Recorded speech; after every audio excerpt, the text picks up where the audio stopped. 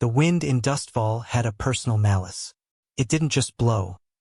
It scoured, peeling paint from the clapboard church and driving grit into the very marrow of a person's bones. Alara felt it now, a physical manifestation of the town's collective gaze as she stood before the fresh mound of earth that had swallowed her husband, Daniel. The shawl she clutched was thin, a poor defense against the chill, but a worse defense against the whispers that slithered on the wind's tail. Barren, cursed, a dry field where a man's seed went to die. She had heard the words, or variations of them, 66 times. She had counted. Each pitying glance from the pastor's wife, each hushed conversation that ceased when she drew near, each time a child was pulled away from her path as if she carried a contagion. Each was a tally mark carved onto her soul. Daniel's death had not made her a widow. It had only made her a target. Her world had shrunk to this small, desolate plot, the air thick with the scent of raw earth and the cloying sweetness of the few wilting flowers someone had deigned to leave. She could feel their eyes on her back, the weight of their judgment a heavier shroud than grief itself. They were not mourning Daniel. They were watching her, waiting for her to break, to crumble under the righteous weight of her affliction. In their eyes, her inability to bear a child had been a failing, a private shame. Now it was a public sin, a blight that had surely brought this misfortune upon them all. She was an omen, a woman whose womb was a tomb, and now her husband lay in one, too. The logic was cruel, unassailable, and as old as the dust that settled on everything.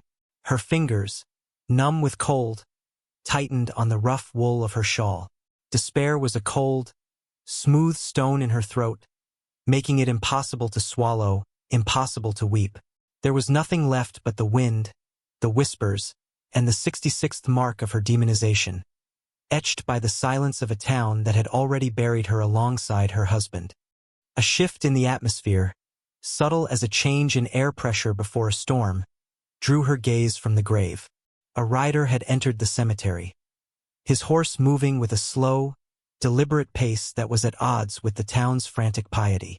He was a stranger, that much was clear. No one in Dustfall possessed such stillness.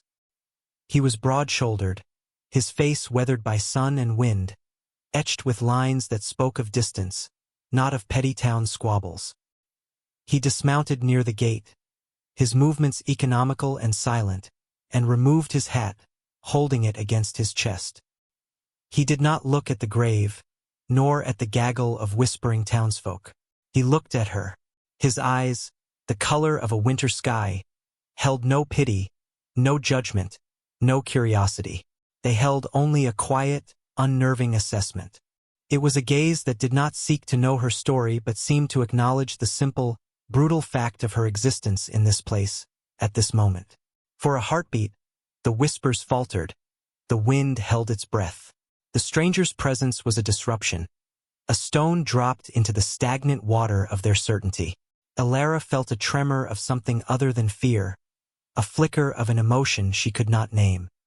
He remained by the gate, a silent sentinel, his stillness a stark counterpoint to the town's restless cruelty. He was an island in her sea of desolation, and though she did not understand why, his silent, impassive witness felt more like a shield than the shawl wrapped around her shoulders. In the days that followed, the stranger became a fixture at the edge of town, a man named Silas. He spoke little, acquiring a small, long-abandoned plot of land miles out, a place the townsfolk considered half-wild and wholly undesirable.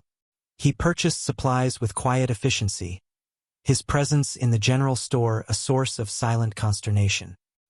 He paid in coin, his requests were simple, and he ignored the pointed questions of the storekeeper, Mr. Henderson, whose piety was matched only by his greed. Alara saw him only from a distance, a lone figure mending a fence or clearing brush on a property no one else wanted. He moved with a purpose that Dustfall had forgotten, a rhythm dictated by the sun and the seasons, not by gossip and sermons. Her own situation grew more precarious. Henderson, who also served as the town elder, made it clear that her husband's debts were now hers. Without a man to work the small patch of land Daniel had owned, without an heir to justify her claim, her presence was an inconvenience. A woman alone, and in your state, cannot manage, he'd said, his voice slick with false sympathy. It is for the good of the community that the land be reallocated to him, of course. The 67th demonization was not a whisper, but a formal decree of her uselessness. She was to be cast out, her home forfeit, her future a blank, terrifying expanse. The townsfolk nodded in agreement. It was right.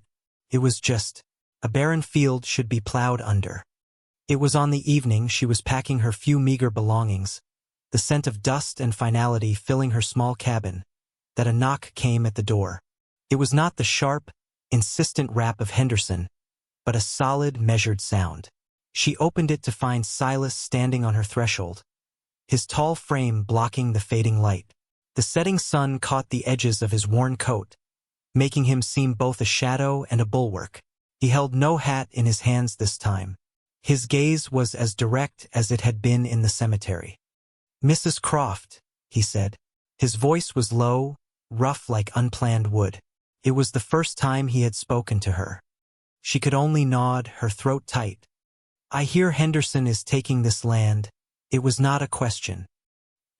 The words were a bare whisper. Silas looked past her, into the small, clean room, at the meager bundle of her life tied up in a blanket on the table. His eyes returned to her face, and for a long moment, the silence stretched, filled only by the chirping of crickets and the frantic beating of her own heart. He was not here to offer condolences. He was not a man who dealt in such currency. "I have a cabin," he said, his tone matter-of-fact. "Land that needs tending. A house that needs keeping. It is too much for one person." He paused, his gaze unwavering. "I need a wife." Alara stared at him, the world tilting on its axis. The crickets seemed to go silent.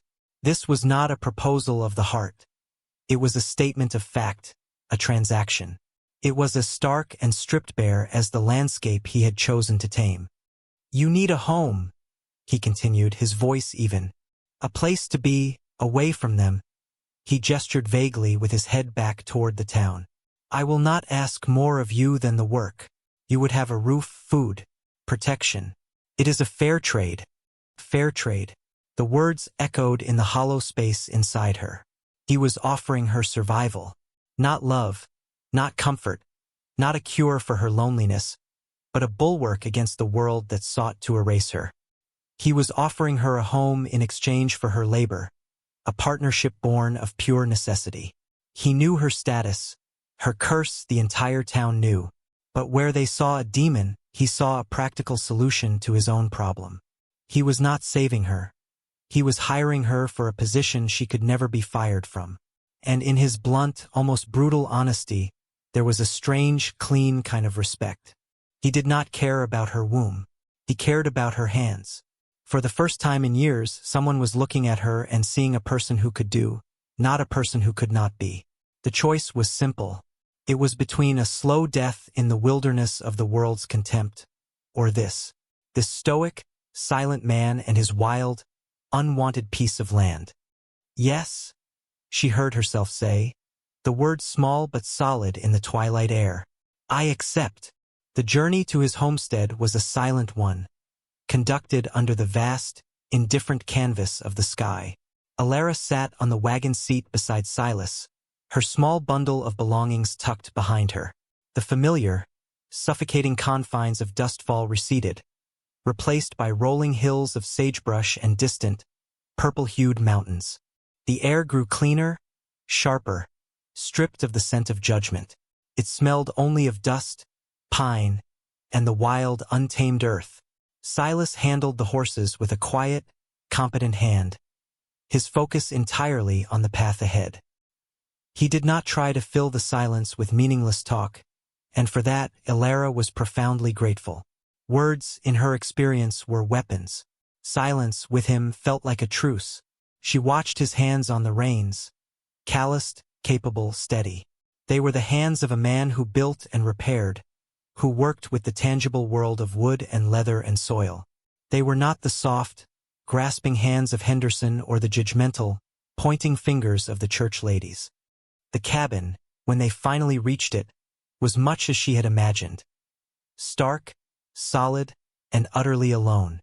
It was built of rough-hewn logs, chinked neatly with mud and moss, with a stone chimney rising from one end. A small, sturdy corral stood nearby, and beyond it, the land stretched out, a challenging expanse of rock and stubborn growth. It was not a home. It was a foothold, a declaration of intent against the wilderness. Inside, it was spare but clean. A stone hearth dominated one wall, a simple table and 2 chairs sat in the center of the room, and a bed was built into the far corner.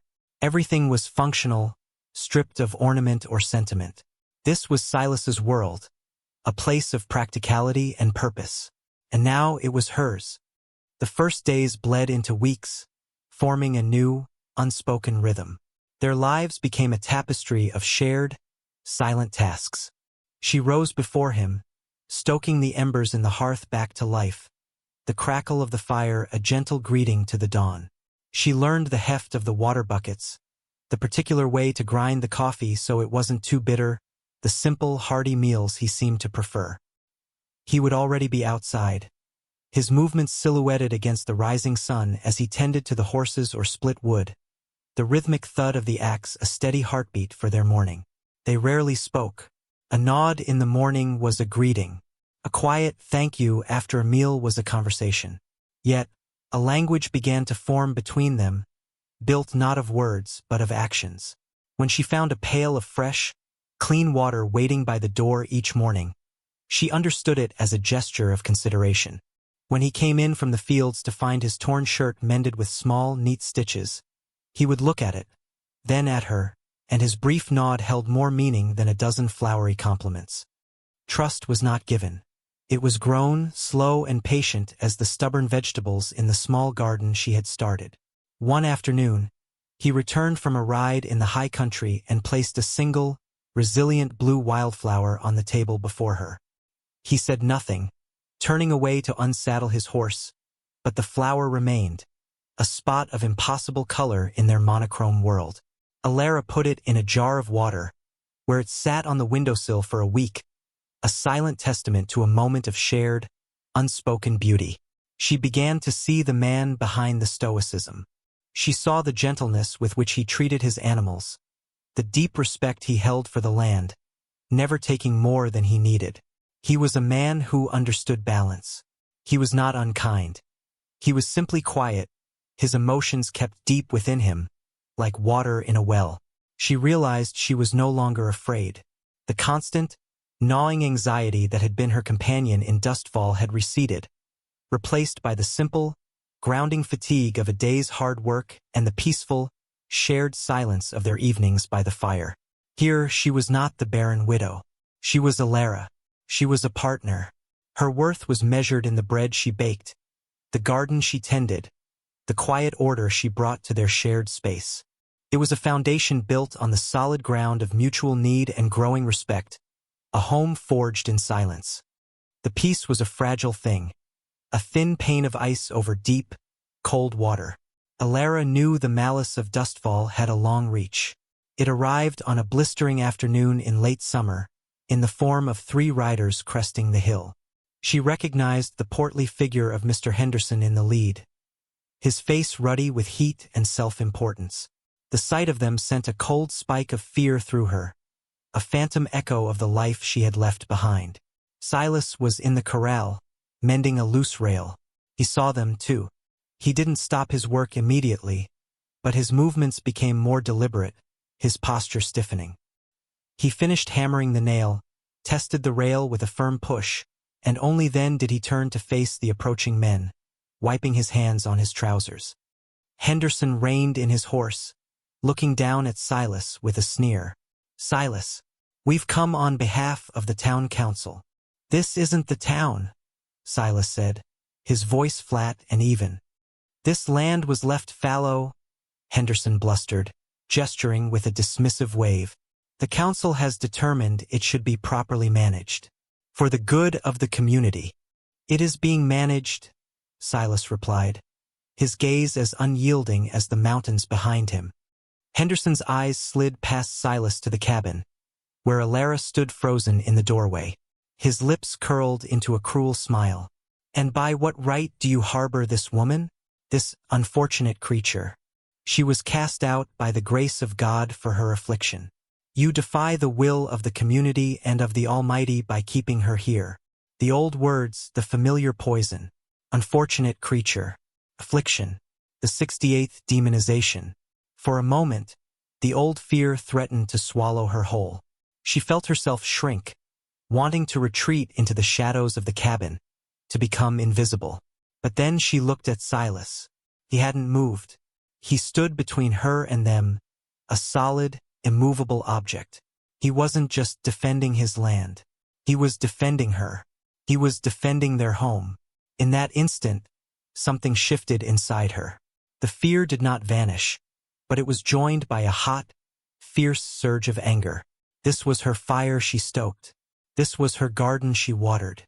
This was her table, her bread, her life. As Henderson opened his mouth to spew more venom, Silas took a slow step toward the cabin, never taking his eyes off the men.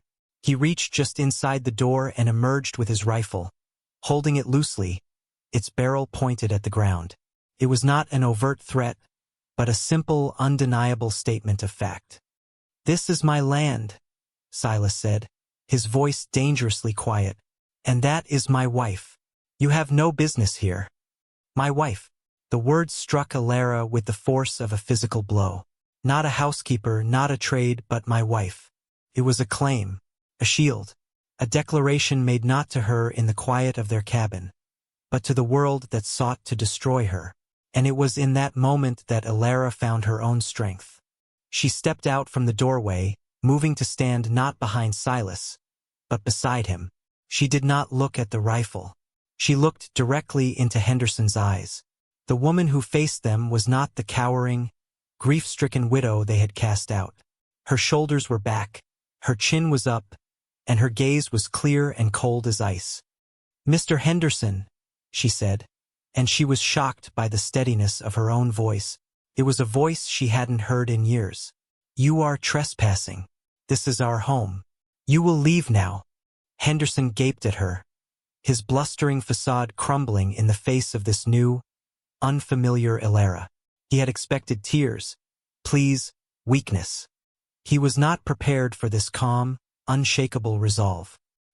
He looked from her defiant face to Silas's quiet, deadly stillness, and the rifle that now seemed to have a weight and purpose all its own. He saw not two broken individuals, but a united front, solid and impenetrable as a rock wall. His companions shifted uneasily in their saddles, their appetite for a confrontation vanishing into the hot, dry air. With a final, sputtering curse, Henderson yanked on his reins, turning his horse around. The other two followed quickly, kicking up dust as they retreated back the way they had come. Alara and Silas stood together, watching until the riders were nothing more than small specks on the horizon. The silence they left behind was vast and profound.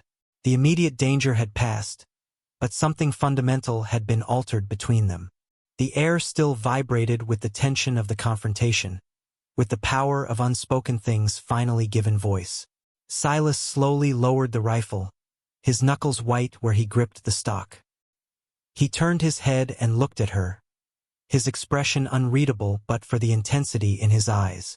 It was a look of surprise, of reevaluation, of a respect that went deeper than a well-mended shirt or a hot meal. He saw the woman who had stood beside him, who had faced down her demons and claimed her own ground. He cleared his throat, the sound rough in the sudden quiet. "You were brave," he said. The words were simple, unadorned, but they landed in her heart with the weight of a benediction. She could only nod, a lump forming in her throat. For the first time, it was not from sorrow or fear, but from a powerful, overwhelming wave of gratitude and belonging. They had not spoken of love or affection, but in that shared moment of defiance, they had forged a bond stronger than any vow spoken before a preacher. They were partners. This was their land. This was their home. The wind picked up, but for the first time it did not feel malicious. It felt cleansing, blowing away the last lingering ghosts of dustfall, leaving behind only the clean, quiet strength of the life they were building together, side by side. The seasons turned, painting the landscape in broad strokes of gold and then white. The homestead settled into itself, becoming less of a foothold and more of a home. A sturdy new fence enclosed the garden. A small chicken coop provided fresh eggs, and the woodpile grew into a formidable bulwark against the coming winter. The silence between Alara and Silas remained, but it had transformed. It was no longer a space of caution, but one of deep, abiding comfort. It was the silence of two people who understood each other without the need for constant explanation, whose lives were so intertwined that thoughts and intentions were communicated in a shared glance, a passed tool, a pot of coffee left warming on the hearth. Alara was no longer haunted by the number 66 or 68. The tallies carved on her soul had been worn smooth by the daily rhythms of her new life. She was no longer defined by the emptiness of her womb or the absence of a husband's name to protect her. She was defined by the strength in her own hands, by the resilience of her spirit, by the quiet dignity she had reclaimed. Her past was a ghost, a story about a different woman in a different place. The woman she was now planted seeds and watched them grow. She found solace in the vast, open sky and the steady presence of the man who worked beside her. He had offered her a trade, a roof for her labor, but he had given her something far more valuable, a place where her worth was not in question. One evening, as a soft snow began to fall, they sat before the fire, the flames casting dancing shadows on the log walls. The world outside was hushed and white. Silas was carving a piece of wood, the shavings falling onto the hearthstone. Alara was mending one of his work gloves, her stitches small and even. He stopped his carving and looked into the fire, his profile softened by the flickering light. "It is a good life here," he said, his voice a low murmur. Alara looked up from her sewing, her heart full. "Yes," she whispered, "it is." He had not given her a child, but he had given her a home. And she had learned that a home was not simply a structure of wood and stone, and a family was not always born of blood. It was forged in shared hardship and mutual respect. It was built in the quiet spaces between words, in the steadfast turning of one person toward another in the face of the world. The world had tried to demonize her for what she could not create, but here, in this wild and quiet place, she had discovered the profound, unshakable power of what she could. She had built a life, and she was finally at peace.